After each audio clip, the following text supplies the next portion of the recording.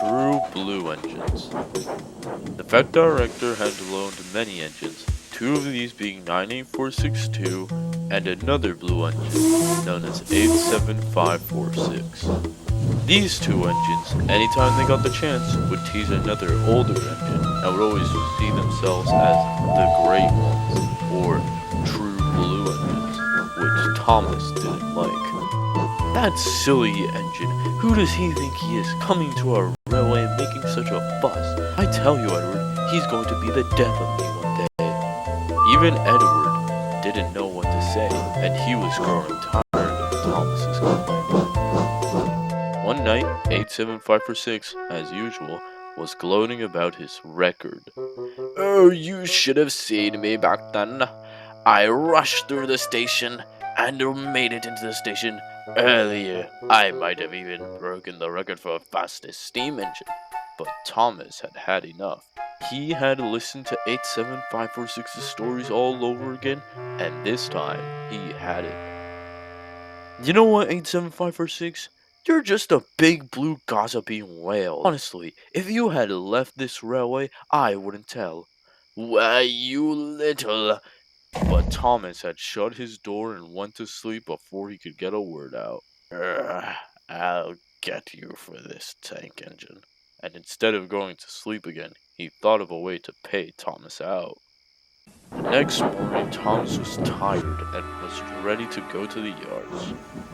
He was still complaining about last night's events and still was angry with 87546. He was still complaining even when he had to collect his coaches. "Oh, Thomas, we know, but now we have to get going. You can worry about 87546.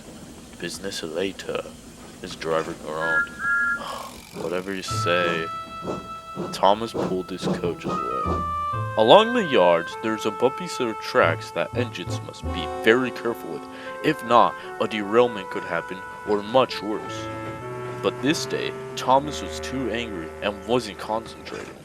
He went over it with a clang and a bang and knocked his driver and fireman off the footplate.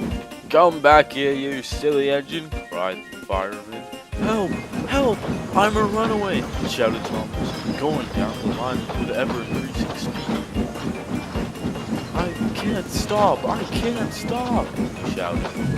Meanwhile, 87546 had arrived at the station, still grumbled. "Oh, where is it, Thomas? He should have brought my coaches hours ago," he thought to himself. He kept waiting and waiting until at last he made the wild decision to go collect his coaches and see where Thomas had gone.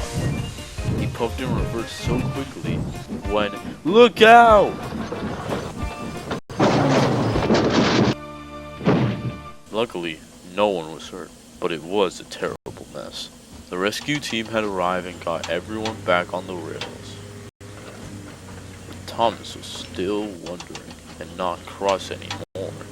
"Why, you insolent little snapped a familiar voice.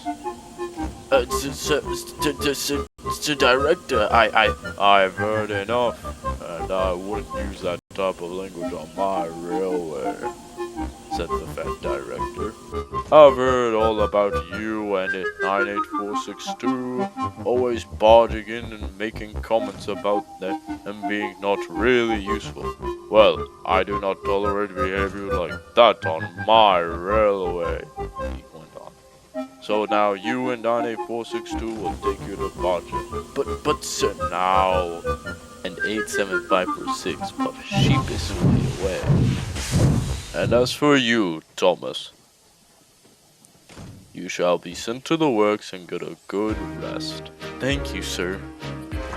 Now, Thomas didn't have to worry about the bullying of 87546 or 98462. And now, he was a happy engine. A really useful one, you could say. And what about 87546 replacement? Well, I shouldn't tell you anymore, or I shall spoil the next story.